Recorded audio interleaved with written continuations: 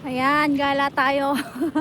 Dahil ilang araw na ako nakaupo at nasa bahay lang, nanonood, nagpupuyat.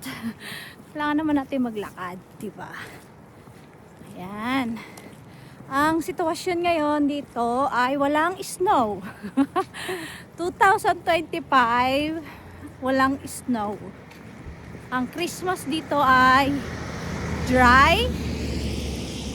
Hindi naman ganun kalungkot sa amin sa hindi mahilig sa snow. Okay lang.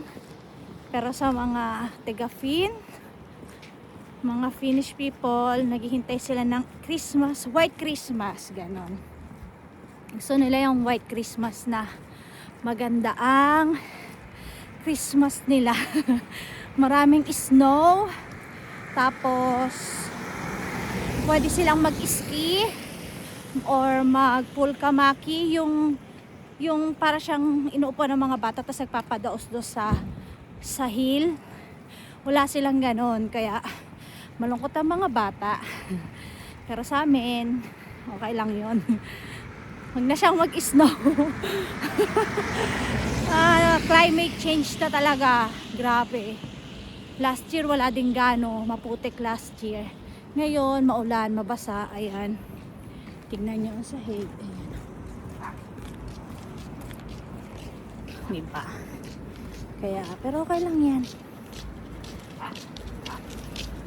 Hindi tayo dapat malungkot. Ako, hindi rin ako nakapag-ski ngayong taon na to. Tsaka madulas ang daan. Hindi ako makapagsalita masyado pag may tao kasi nakakahiya. Ayaw nila ng camera. Kaya ayan.